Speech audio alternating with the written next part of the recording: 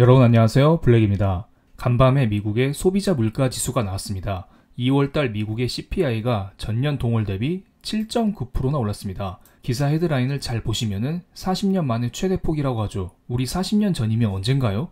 1980년대 볼커 연준 의장이 재임 시절 때 소비자 물가 지수가 이렇게 올랐었던 바로 이때가 40년 전입니다. 이때 물가가 급등하자 그 당시 연준 의장이었던 폴 볼커는 기준금리를 20%까지 올리면서 물가를 잡았었던 그러한 기록이 있습니다. 그런데 지금의 흐름이 그때와 약간 흡사하게 움직이고 있긴 하네요. 그래서 기사 헤드라인에서 물가가 급등한다, 40년 만에 최대폭이다, 이런 식으로 언급을 하고 있습니다. 그런데 중요한 게 하나 있어요. 지금 소비자 물가가 이렇게 올랐는데 진짜 물가 상승이 아직 제대로 시작도 하지 않았다는 것입니다. 소비자 물가 지수에는 에너지 가격이 크게 반영되어 있는데 2월달 국제유가가 음영친 부분입니다. 그런데 국제유가는 3월부터 급등하기 시작했습니다. 2월 말 3월 초 이때부터 전쟁 리스크가 본격적으로 커지면서 90달러 하던 국제유가가 130달러까지 이렇게 올라갔었죠. 물론 지금은 약간 진정이 되긴 했지만 국제유가가 이렇게 다시 원래대로 언제 돌아올지는 아무도 모릅니다. 그렇기 때문에 사람들은 지금 물가가 많이 올랐고 앞으로 더 오를 것이다,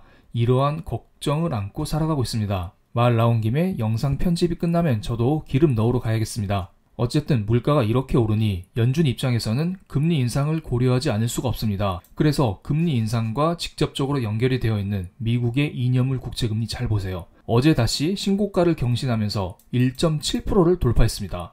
엄청나게 올라가고 있습니다. 그만큼 연준에서 금리 인상 압박이 심각하다, 시장에서는 금리 인상을 외치고 있다, 이렇게 보시면 될 것 같네요. 그나마 다행인 것은 10년물 국채금리도 한꺼번에 올라가면서 장단기 금리차는 그대로 유지되었다는 것입니다. 지금 장단기 금리차가 0.2%대에서 유지가 되고 있는데요. 만약 이 자리가 무너진다면 시장에서는 한 차례 더 충격을 받을 수도 있으니 이 점은 참고하면서 투자를 하시기 바랍니다. 그런데 물가가 오르고 있는 것은 비단 미국뿐만 아니에요. 유럽 지역 내 소비자 물가 지수를 보겠습니다. 유럽에서도 소비자 물가 지수가 6% 가까이 상승하면서 물가 상승률 자체가 20-30년 만에 최대치를 기록하고 있습니다. 그럼 유럽도 어떻게 해야 될까요? 유럽도 금리 인상을 고려할 수밖에 없겠죠. 그런데 유럽은 금리를 올리지 않고 양적 완화를 꾸준히 하기로 유명한 대륙이죠. 10년 넘게 이어진 이러한 기조를 바꾸기에는 쉽지 않아 보이는 것도 사실입니다. 그래도 어쩌겠나요? 물가가 오르고 있으니까 유럽 입장에서도 무언가 조치를 취해야 될 것으로 보입니다.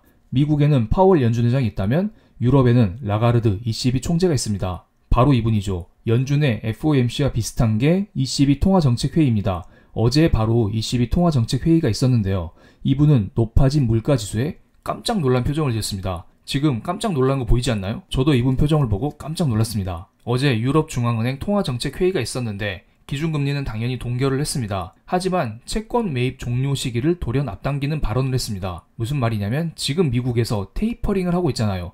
양적 완화 규모를 축소하는 거죠. 그러한 테이퍼링 시기를 좀 더 일찍 당겼다, 이렇게 보시면 될 것 같습니다. 지금 유럽은 매월 200억 유로의 규모의 양적 완화를 진행하고 있습니다. 그리고 기존까지는 2분기 때는 400억 유로, 3분기 때는 매월 300억 유로, 4분기 때는 매월 200억 유로의 양적 완화를 하면서 슬슬 양적 완화 규모를 축소시키면서 결국에는 양적 완화를 끝내겠다, 이러한 계획을 세웠었는데요. 이런 테이퍼링 계획을 좀 더 앞당겼습니다. 어떻게 앞당겼는지 한번 보겠습니다. 바로 이렇게 앞당겼습니다. 1년 내내 할 것을 단 3개월 만으로 줄였습니다. 그만큼 유럽에서도 물가 상승 압력이 심각하다, 이렇게 느긋하게 돈을 뿌릴 수 없다, 6월까지 최대한 양적 완화를 종료하겠다, 이런 발언을 한 것입니다. 만약에 계획대로 양적 완화가 종료되면 유럽도 금리 인상에 나설 것으로 보이고요. 지금 러시아 우크라이나 전쟁이 터진 상황입니다. 그렇기 때문에 직접적으로 피해를 입은 유럽 입장에서는 금리 인상을 늦춘다, 양적 완화를 좀 더 한다, 이러한 예상이 지배적이었습니다. 하지만 이러한 예상을 깨고 ECB 라가르드 총재는 좀 더 매파적인 발언을 하면서 물가를 잡고자 하는 의지를 확실히 보여줬습니다. 이렇게 매파적인 유럽의 움직임을 보면 미국도 행동에 나설 가능성이 커집니다. 지금 전쟁 문제 때문에 미국도 금리를 올릴 수 없다, 이런 이야기가 많이 나오곤 하는데요. 하지만 전쟁이 일어나면 일어날수록 물가가 높아지기 때문에 금리 인상 카드도 만지작거릴 수밖에 없는 것은 사실입니다. 현재 전쟁이 어떻게 흘러가고 있는지 아주 간단히만 체크하면서 영상을 이어가겠습니다. 어제 터키에서 러시아와 우크라이나 외무장관들이 만나서 회담을 가졌다고 합니다. 그런데 회담에서는 큰 소득이 없었다고 해요.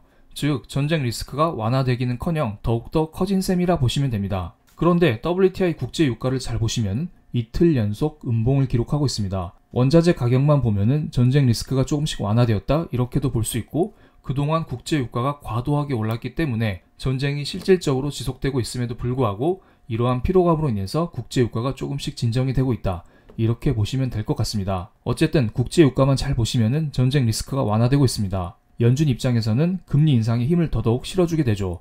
게다가 최근에 소비자 물가 지수도 높은 수준을 유지하고 있습니다. 연준 입장에서 금리를 올리지 않을 이유가 없습니다. 그래서 3월 달에 연준이 금리를 한 번 올릴 확률이 94.9%로 집계가 되고 있고, 금리를 동결할 확률을 역시 5.1%로 집계가 되고 있습니다. 물가 상승이 이렇게 심각한데 3월 달에 금리 동결 가능성도 약간은 있네요. 그만큼 시장에서는 전쟁 리스크도 고려를 하고 있다고 봅니다. 전쟁이 일어나면 경기가 둔화되기 때문에 이 상태에서 금리를 올리면 경기가 더더욱 둔화될 수가 있기 때문이죠. 그리고 파월 연준 의장이 3월 달에는 금리를 한 번 올린다고 못을 박았기 때문에 시장에서는 3월 달에는 어찌됐든 한 번 금리를 올린다, 이게 강하게 인식되어 있는 것 같습니다. 그런데 최근에 파월 연준 의장이 의회 청문회에 나와서 인플레가 심해지면 금리를 더 올릴 수 있다, 인플레 상황에 따라서 금리 인상을 고려하겠다, 추가적인 금리 인상을 고려하겠다, 이런 발언을 이어가면서 시장에 돌멩이를 하나 던졌습니다. 그래서 6월 연준회의에서 금리 인상 확률을 체크해봤습니다. 3번 올릴 확률이 44.8%,